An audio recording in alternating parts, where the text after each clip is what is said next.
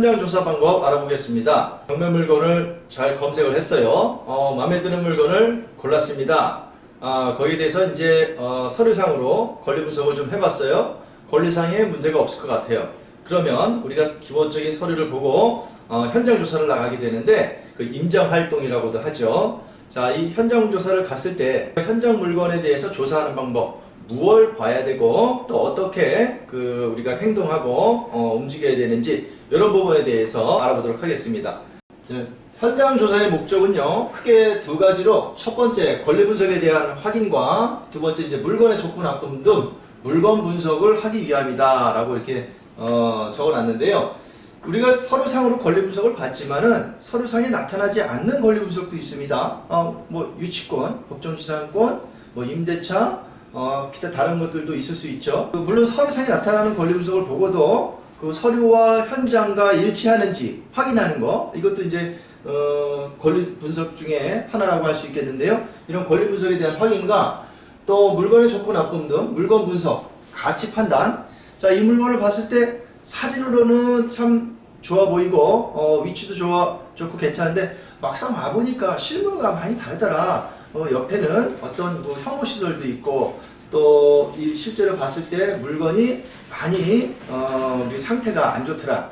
또 그리고 보이지 않는 어떤 것들도 나타날 수 있는 거죠. 자, 그래서 이런 가치 분석, 또 부동산도 들려봤더니 여기에 대한 가치 분석에 대한 판단 기준이 다 조금씩 차이가 있고 내가 생각한 거와 좀 다르더라, 이럴 수 있습니다. 그래서 이 현장 조사가 중요한데요, 우리가 서류상으로 권리 분석만 보는 게 아니고 반드시 현장 조사를 가서 그 물건에 대한 실제 상태와 또 거기에 대한 눈으로 보는 확인, 그리고 내가 느끼는 감정들도 있을 거예요. 거기에 그런 것들을 필요로 하기 때문에 꼭 현장 조사를 반드시 해야 합니다. 자, 현장 조사를 하기 위해서는 물건마다 좀 차이가 있을 거예요. 내가 아파트를 한다, 빌라를 한다, 아니면 공장을 한다, 또 토지를 한다. 이럴 때 물건 보는 그 체크 포인트가 조금씩 다를 겁니다. 그렇지만 이제 기본적으로 보는 내용은 공통적인 부분들이 있어요. 그래서 자, 현장 조사 방법에 할 때 어떤 순서대로 우리가 현장 조사를 하면 좋을지 기본적인 거를 제가 이제 말씀을 드리고 나머지는 여기서 조금씩 응용하시면 좋을 것 같습니다. 자, 현장 조사 방법, 주거용 물건을 봅니다. 주거용 물건을 제일 많이들 하시죠. 거기서 이제 아파트 제일 많이들 하시고 다가구 주택, 빌라, 오피스텔 이런 것들이 이제 있을 거예요. 자, 일단 주거용 물건 보시면 우리가 현장 조사를 가기 전에 일단 기초 권리 분석을 하죠. 기초 권리 분석. 서류상에 이제 나타나는 이제 권리 분석을 보는데, 자, 인수되는 권리나 선순위 임차인 여부, 이런 걸 봅니다. 자, 여기 말소기준비를 보고 또 임차인을 보고 임차인의 대항력이 있는지 없는지 이런 것들을 확인해보고 괜찮다. 이제 경매 사이트를 해서 같이 이제 참조를 하죠.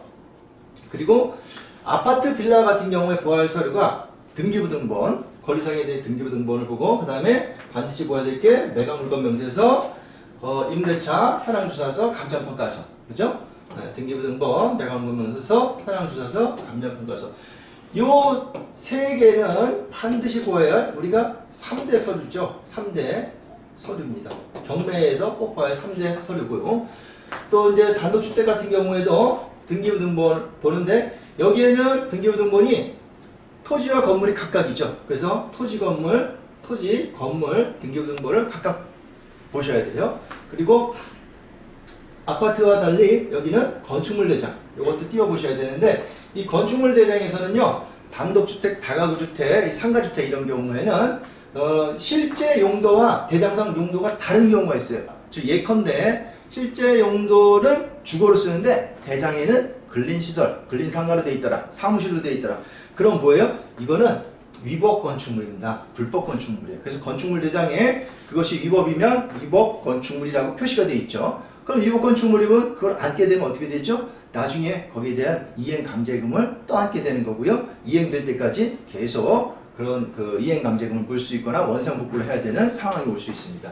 그래서 반드시 건축물 대장 보고 토지 이용 계획 확인서, 그 다음 매각 물건 명세서, 임대차 현황조사, 감정평가서, 이 3대 서류는 똑같이 들어갑니다. 이렇게 확인해 보시는 거예요. 자, 그래서 우리가 기초 권리 분석이 끝났어요. 그래서 말소기준 권리 보고 인수되는 권리 봤더니 나타나는 게 없어. 괜찮네. 아니면 또 인수되는 권리가 있는데 이거는 100% 저기 그 배당이 될 것 같고 내가 추가로 얼마를 인수해서 물어주면 될 것 같아. 자, 그럼 우리 이거 한번 해볼까? 그러면 현장조사를 나가야 되겠죠?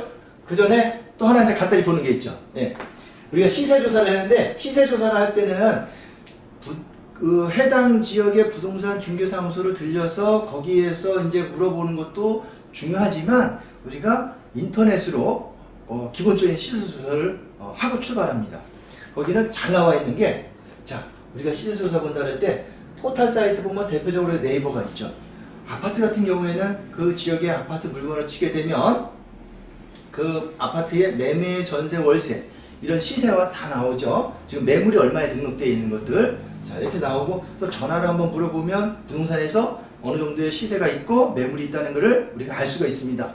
자, 이 정도로 이제 확인을 하시고 또 두 번째로 국민은행 시세 요거를 보셔야 되는데 KB의 그 국민은행 시세를 보는데 이거를 보시면 하위 평균가와 일반가 상위가가 있어요. 이거는 왜 보냐면 우리가 경매를 낙찰받고 대출 받아야 될 때 이 경락장문 대출을 KB 국민은행 시세를 기준으로 해서 대출을 해줍니다. 그래서 아파트 같은 경우에는 우리가 1층인 경우에는 하위 평균가를 기준으로 거기서 해주고 1층 이상은 일반 평가입니다. 일반가. 내가 로얄층이고 로얄등이다 하더라도 상위가는 일반 평균가 기준으로 해줍니다. 뭐 조정지역이다라고 하면 60%, 그 외 투기지역이다 그러면 KB은행의 40%, 일반 지역이다 그러면 KB시세의 70% 이렇게 해서 대출 기준이 있죠. 자, 그래서 요거는 반드시 보시고 그 다음에 우리가 또 하나 보여야 될 게 실거래가입니다. 실제 내가 입찰하고자 하는 물건이 실제 거래가 얼마에 됐는지 보는데 이거는 국토교통부 실거래가 조회에 들어가시면 여기에 층수와 실거래가를 볼 수가 있어요. 몇 년 몇 월에 몇 층이 얼마에 거래됐다 이렇게 있고요. 또 이제 민간 사이트가 있는데 요거는 참고하시라고 아실이라는 사이트가 있어요. 요거는 동 층수까지 나와요. 우리 국토교통부 보면 여기는 층수만 나오는데 실거래가가 여기는 동까지 나와가지고 몇 동에 몇 층이 얼마에 거래가 됐다 이게 나옵니다. 그래서 여기에 좀 자세하게 나와서 참고를 해보시라는 겁니다. 자, 국토교통부 실거래가 공개 시스템에서 이렇게 보면 사이트가 이렇게 생겼어요. 그래서 이제 내가 원하는데 아파트, 연립, 다가구, 오피스텔 이렇게 있어요. 아파트 눌러서 주소로 검색을 하시면 어렵지 않게 보실 수 있습니다. 자. 그리고 이제 현장 조사하면서 볼 경매 진행 서류. 현장을 나가면 이제 보아야 할 서류가 있죠? 그러면 우리가 지도 위치를 좀 봐야 되는데 경매 기본 서류 하나 출력하고 지도를 잘 모르겠다 그러면은 지도 위치도 있는 거 하나 또 출력하시면 좋아요. 자, 출력하고 경매 정보지를 한 매 출력하는데 이거는 왜 또 출력하냐? 우리가 이제 그 동사무소, 지금 주민센터죠? 주민센터 가서 전입세대 열람을 하기 위해서는 요거를 주고 열람을 하게 됩니다. 그래서 전입세대 열람용으로 하나 출력해요. 자, 이렇게 서류를 준비해가지고 이제 자 갑니다. 물건지를 가요.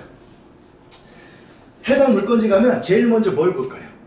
자, 일단 물건을 봐야 되겠죠? 외관상 딱 봅니다. 위아래 훑어봐요.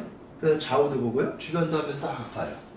환경도 보고. 딱 봤을 때, 이 물건이, 여기 보시면, 제일 먼저 물건 보죠?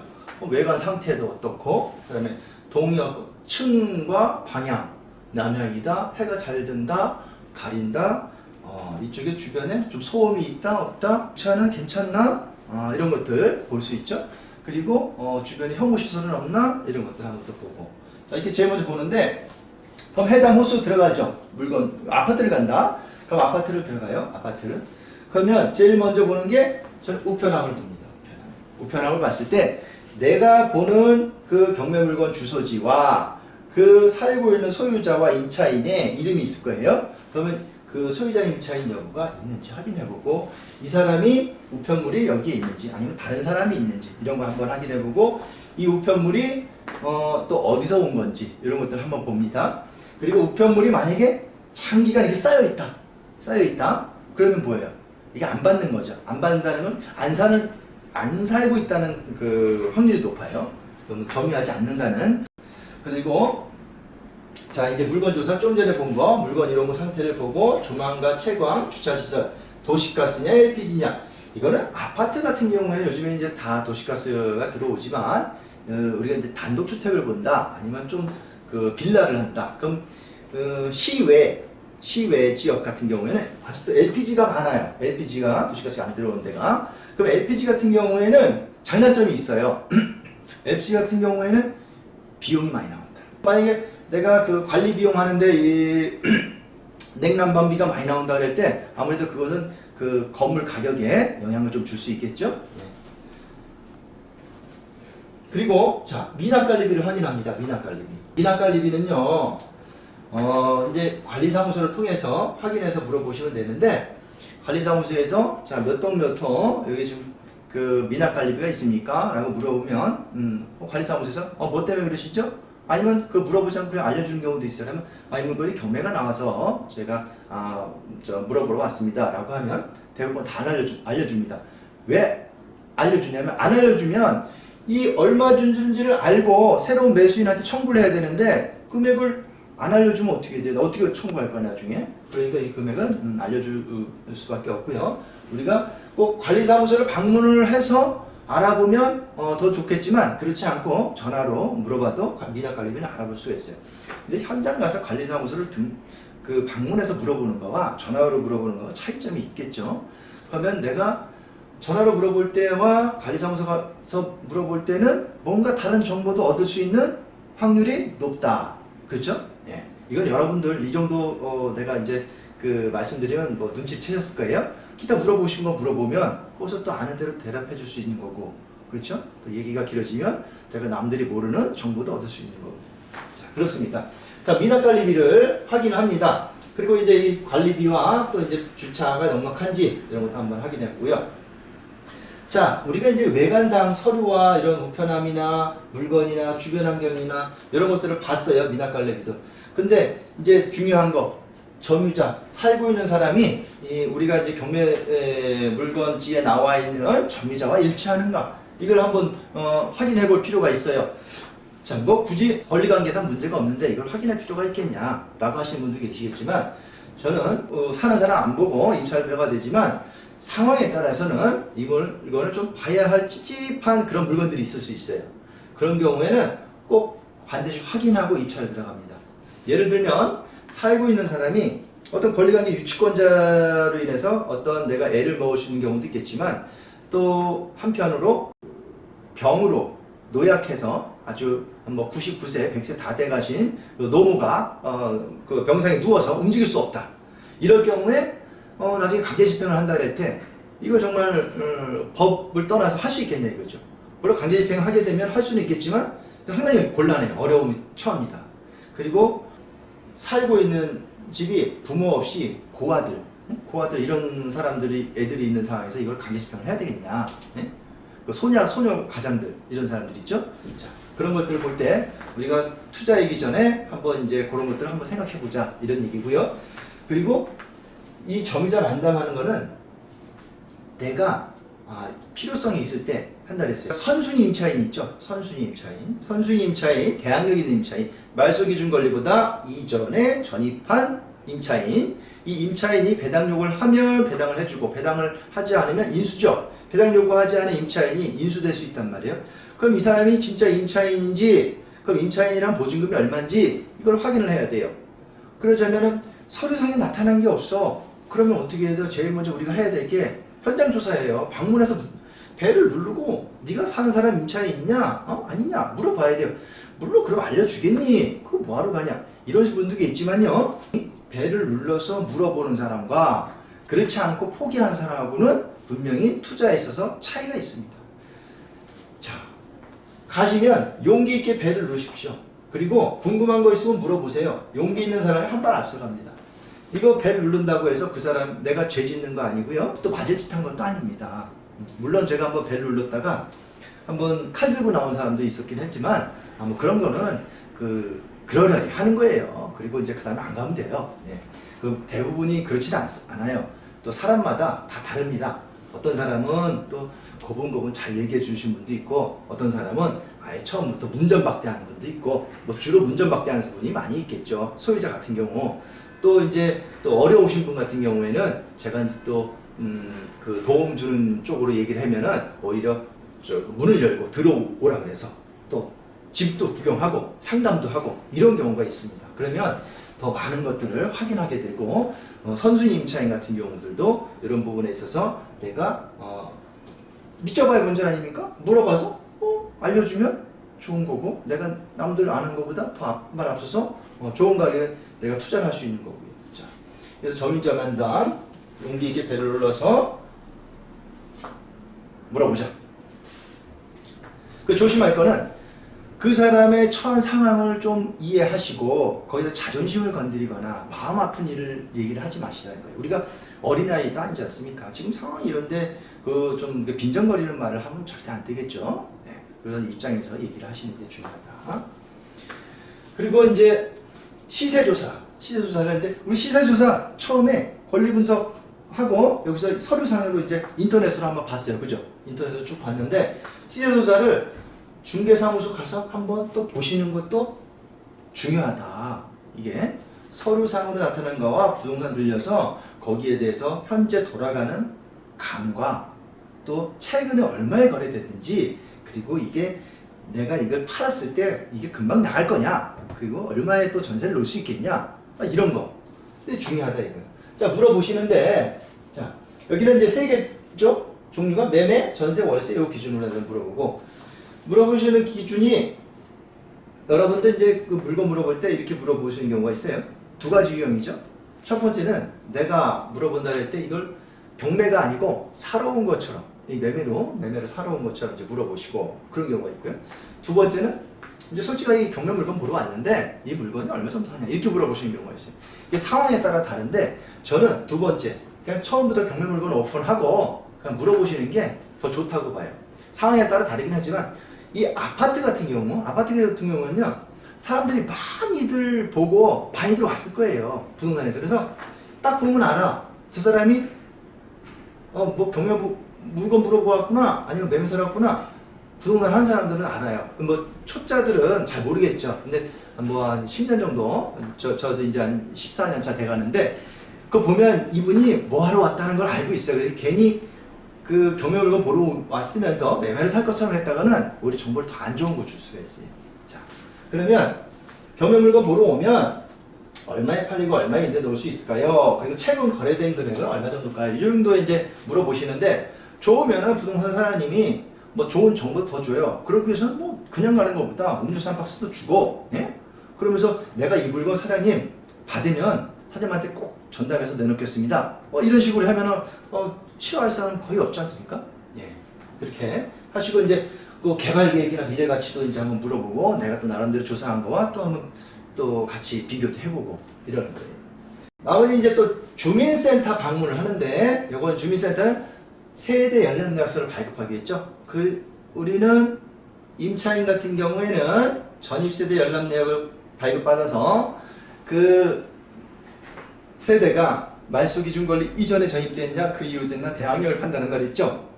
그러기 위해서 이제 전입세대 연락내역을 보는데, 거기에는 경매 진행 서류, 일반 경매 사이트나 대법원 경매 사이트에서 경매정보지 한 장을 출력해서 법원에 가서 내는 거. 지난번에 이제 그 열람하는 방법을 알려드렸어요. 이거는 주민센터 가서 방문하시는데 꼭 가지 않으셔도 돼요. 요즘에 유료 사이트 보시면 전입세대 열람 내역이 거기서 같이 서비스에서 올라오는 경우가 대부분입니다.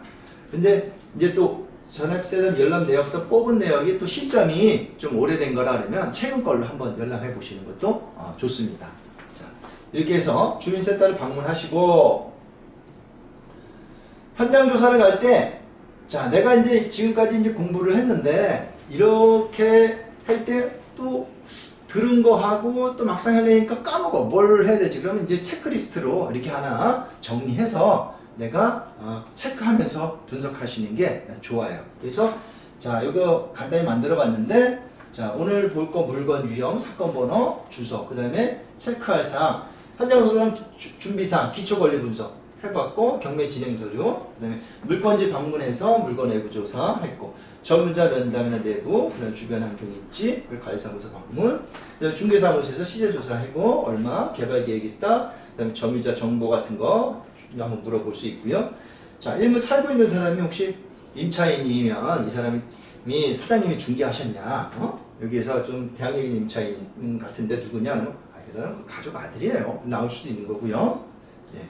그리고 주민센터 가서 전입세대금도 물어보시고, 자, 이렇게 해서 체크하는 거 리스트. 자, 요거를 이제 참고해서 한번 보시면 되고요.